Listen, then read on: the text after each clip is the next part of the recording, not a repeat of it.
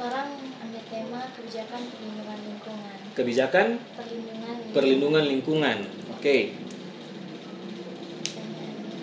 Bagaimana cara pemerintah bekerja sama dengan warga dan lembaga yang terkait untuk menerapkan upaya perlindungan lingkungan di Bangka?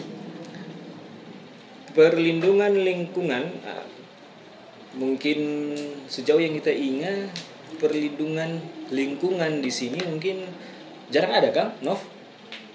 Perlindungan lingkungan di sini. Kenapa? Perlindungan lingkungan. Enggak, Kang. Tapi kalau kita pengertian begini. Contoh paling sederhana, DLH aja, orang Dinas Lingkungan Hidup. Berarti mungkin DP bentuk paling sederhana itu sampah. Dorang pegang itu sampah. Selain lingkungan yang besar atau pengertian yang lebih luas, tapi yang paling sederhana sampah. Nah, kalau itu yang berkaitan dengan yang paling dekat berkaitan dengan torang di kelurahan. Nah, torang DP pertanyaan bagaimana tadi? Bentuk bagaimana cara pemerintah bekerja sama dengan warga dan lembaga terkait untuk menerapkan upaya perlindungan lingkungan? Kerjasama pemerintah dengan masyarakat paling sederhana itu dalam, kalau karena kita bilang tadi lingkungan, kalau untuk DP pengertian luas di sini mungkinnya seperti itu. Yang ada di sini dalam dinas terkait itu Dinas Lingkungan Hidup DLH, yang ada di sini adalah sampah. Jadi berarti itu yang terang bahas Jo. Kalau di sini DP bentuk kerjasama dalam masyarakat paling sederhana sekali, bagaimana masyarakat mampu mau pilah itu sampah, buang itu sampah pada waktunya dan pada tempatnya. Nah, di sini itu masih jauh dari itu, sangat jauh dari itu, karena kita juga bisa bilang di sini karena ternyata bukan juga orang Bahu yang buang sampah seperti itu, orang dari luar Bahu. Itu berdasarkan kesaksian dari orang-orang di sekitar yang Dalia langsung, bahwa ada orang dari sini, ada orang dari sana datang dengan kendaraan, orang bawa ini, orang bawa itu, orang buang gitu. Jadi berarti itu kesadaran masyarakat itu masih jauh dari itu.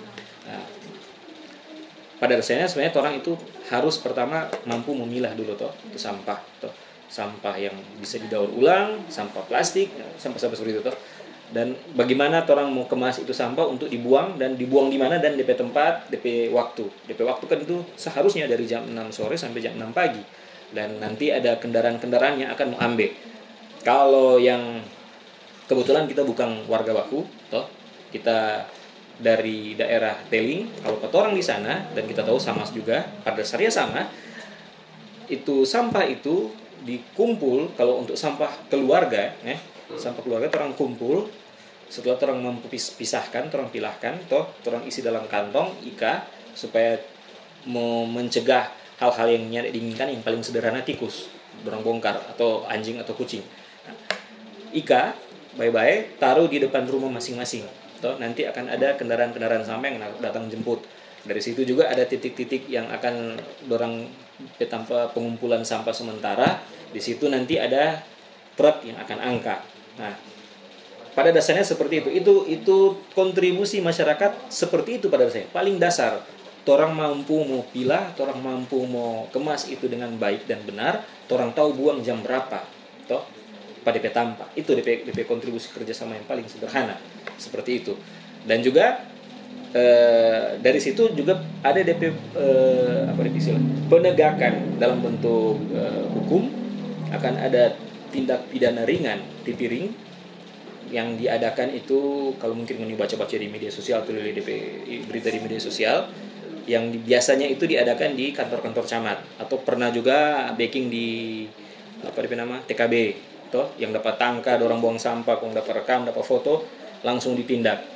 Juga sanksi moral masyarakat kan dapat tahu, dia tuh buang sampah atau orang petampa, begitu dah. Jadi DP proses seperti itu, DP kontribusi dari masyarakat dan kontribusi dari pemerintah, DP kerjasama kurang lebih seperti itu. Boleh? Lanjut. Strategi untuk menjaga keberlanjutan sumber daya yang ada di lingkungan. Strategi untuk menjaga sumber daya, keberlanjutan sumber daya. Sumber daya alam atau sumber daya manusia? Mungkin karena menipis pertanyaan tadi lingkungan, mungkin lebih ke alam, Kang. Strategi yang paling sederhana itu tadi, orang mau menjaga orang pelingkungan, dari orang sendiri, orang jaga orang kebersihan, tadi itu orang kesadaran, itu orang kontribusi dari masyarakat. Karena kita sebagai sekretaris kelurahan di sini, tapi di rumah kita adalah masyarakat, tapi lingkungan sendiri itu. Semua orang pegawai di manapun, toh, orang adalah masyarakat, orang di rumah masing-masing. Orang memberikan kontribusi paling sederhana apa itu tadi? Itu paling sederhana untuk menjaga keberlangsungan lingkungan hidup yang ada di situ. Toh, kalau setiap orang mampu mau baking seperti itu di setiap orang ke masing-masing lingkungan, masing-masing keluarga mampu baking pada orang ke rumah masing-masing, loh, itu keberlangsungan lingkungan itu kan mau dapat rasa sekali, mulai dari DP bersih, toh DP polusi mulai dari mata, orang bajalan pun dapat lihat ini lorong kotor sekali, toh itu justru enak, toh orang bajalan masuk lorong pun kotor sekali lorong, toh nyana angka tuh sampah, mungkin bukan nyana angka, orang buang di luar jam angka sampah, toh jam angka sampah jam sekian, orang buang jam berapa tengah hari, itu lorong akan dapat lihat kotor. Toh, itu berarti dari masyarakat itu yang tidak punya tidak punya kesadaran untuk memberikan kontribusi yang terbaik for DP lingkungan sendiri. Begitu toh. Nah, DP timbal balik seperti tadi kita bilang, ketika itu dapat riki, dapat tangka, dapat foto, dapat rekam, kemudian akan DP proses penindakan. Nah, akan dapat rasa semua itu dapat rasa seperti tadi.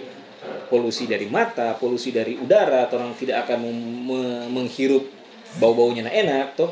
Yang paling marak sekarang itu, ini kita lihat beberapa tahun terakhir ini, orang buang bangkai tikus di jalan.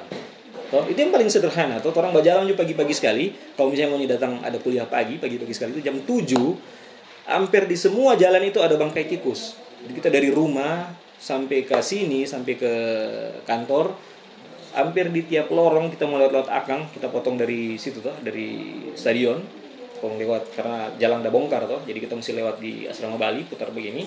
Itu hampir di tiap lorong itu pasti saja ada bangkai tikus. Siapa nyana warga yang berkaitan dengan ini bangkai tikus ini, dorong nyana bikin sesuatu untuk itu sendiri toh. Karena bukan cuma tidak enak dipandang, tidak enak dihirup toh, mari itu sumber penyakit toh.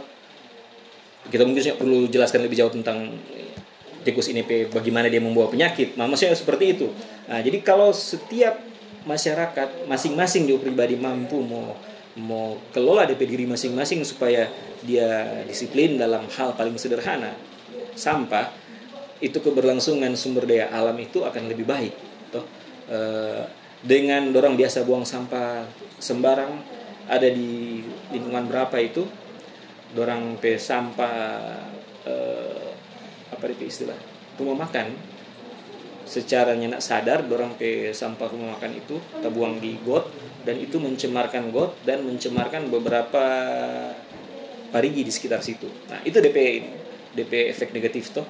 Ya cuma karena orang dapat cium bau busuk, apa DP got kotor, ternyata mencemarkan parigi di sekitar situ, sumur sekitar situ. Nah, kalau dorang sadar dan dorang mampu menghindari hal itu, dorang mampu membereskan hal itu parigi itu akan bersih lagi toh. Dan itu bisa dipakai, mungkin bisa dipakai ke beberapa turunan berikutnya toh. Ini keluarga ini keturunan kedua, ketiga dan seterusnya kalau ini parigi mampu bertahan sekian lama gitu toh. Jadi itu kesadaran dari masing-masing untuk mempertahankan sumber daya alam yang ada di lingkungan masing-masing.